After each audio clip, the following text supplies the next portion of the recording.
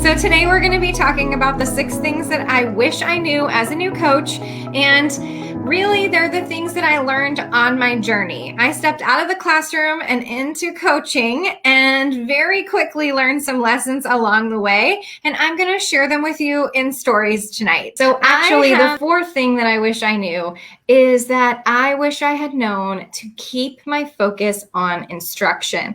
Y'all, this is really a difficult task. You would think that if your title is instructional coach, that you can actually keep your focus on instruction. But I found my first year as a coach, especially my first year, I was being utilized for anything and everything. And I know many of you new coaches who've been in the role for a year or two have felt this way. You feel like you're supposed to be doing coaching and you find yourself doing everything except coaching.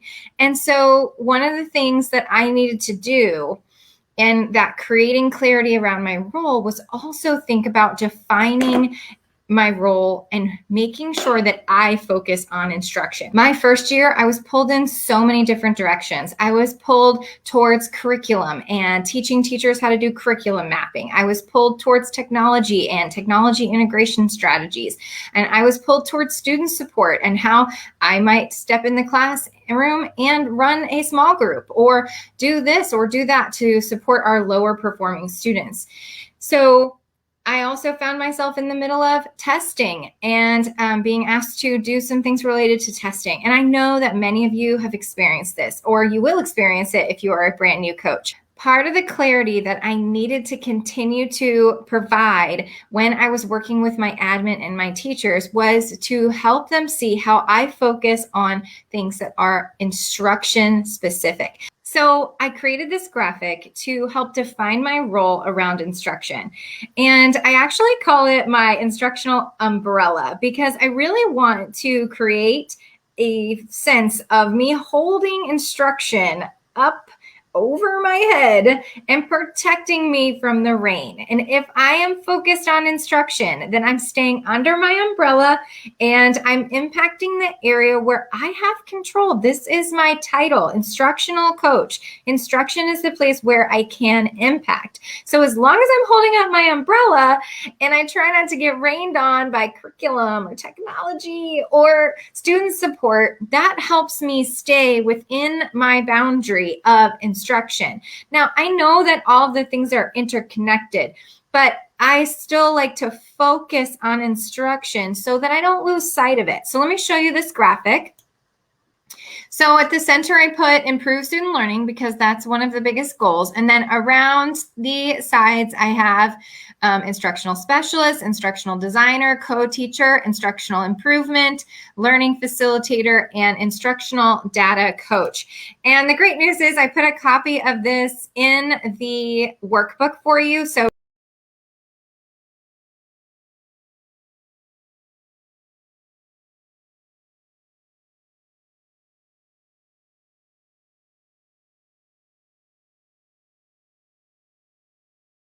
just download that and you can take a closer look at it. You can also get access to the link that I have that is a Canva template. So you can adjust it and make it your own. Okay, but I tried to be really intentional about each of these areas all having instruction in there so that I could really try to stay focused. One of the things that I just wish I had known from the beginning is that I needed to stay focused and I needed to maybe ask more questions when someone was asking me whether or not I should, or when someone was asking me to take on a project or work on this or work on that, and it wasn't inside my area of instruction, I wish I had known to ask a few more questions. Michael Bungay-Stanier has this great question in his book, The Coaching Habit, and it's, if I'm saying yes to this, what am I saying no to? And that question alone can help you figure out your boundaries around what it is that you need to be focused on and working on.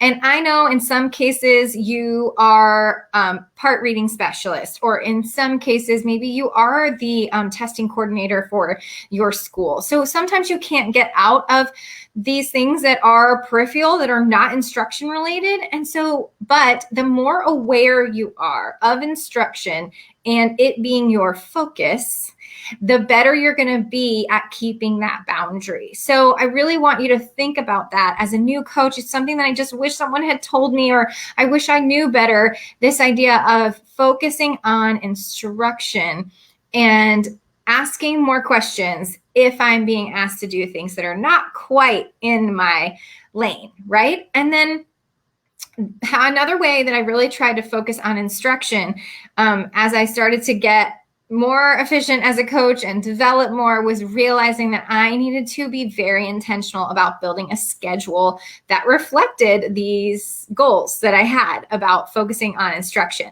So let me show you my schedule.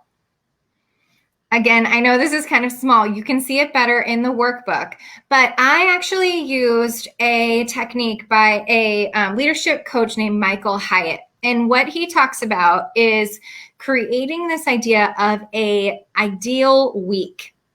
Basically blocking in the parts of your week that are going to stay in place so you know where they're happening. And also he talks a lot about time blocking things together that relate together.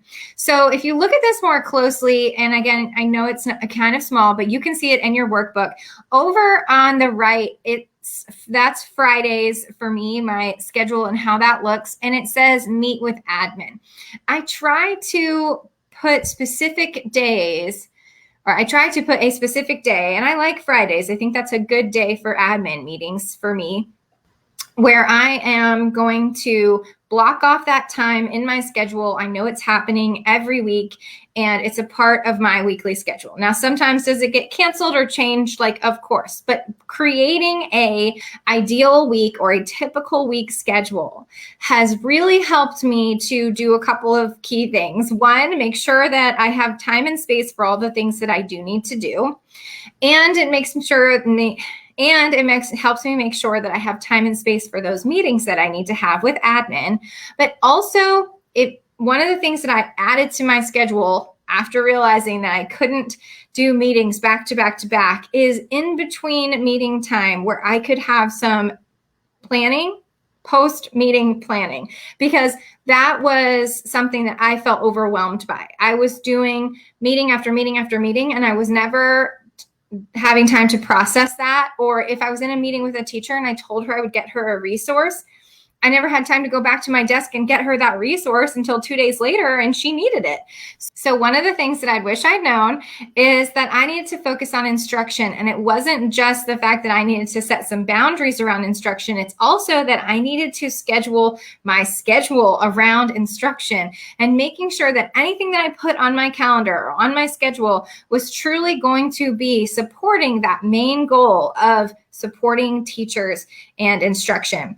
And knowing that one-on-one coaching with a teacher is the most impactful thing that I can do. So a PD isn't a great opportunity, and a PLC or a team meeting is a great opportunity. But if I could funnel things into one-on-one coaching, I knew I would get further. So I wanted to make sure that I set space on my calendar where I could have one-on-one coaching meetings. And that's where I could impact instruction the best. So I also, when I did start working with teachers and got into a rhythm with some of them, I created weekly meetings with them, and I put them on my calendar as a weekly meeting so that I could meet with them and do a coaching cycle. So this is one of the things that I just don't think I had enough of an understanding about. When you come out of the classroom and into coaching, it's a very strange feeling because someone has scheduled you and given you your schedule minute by minute, basically your entire career. And so when you come into coaching, you find yourself staring at a blank computer screen of a calendar going like, what am I supposed to do with my time? And using Michael Hyatt's method of the typical week schedule is an extremely helpful tool for you to at least start with. Just start by creating a typical week. Start by setting your priorities around instruction. So you can just start with this. Just start by setting your priorities around instruction, or what are the tasks that you want to be doing that you know will impact instruction, and then create a typical week schedule that is going to allow you to do that, to focus on instruction. So As a new coach, it's hard to see these things right away, but it took me a little while. One of the things that I really learned is that where I spend my time is where I make my impact. And so I want to be sure that I'm spending time impacting instruction. So that was definitely one of my biggest takeaways from my first few years of coaching, is realizing the importance of schedule and focus. And I really wanted to stay focused on instruction. So go ahead and grab your workbook, because in there, like I said, is the copy of the coaching role graphic, then a copy of this typical week schedule so you can take a closer look, and some links to those Michael Hyatt resources that I mentioned that will help you think about how you're going to prioritize your time. Because this is something that no one is going to tell you as a new coach. No one is going to tell you how to block out your calendar and what you need to be focused on here or there. They're just going to expect you to do it. So being mindful about it, and then realizing that you want to stay focusing on instruction with your time and your priorities, will absolutely get you ahead of the game.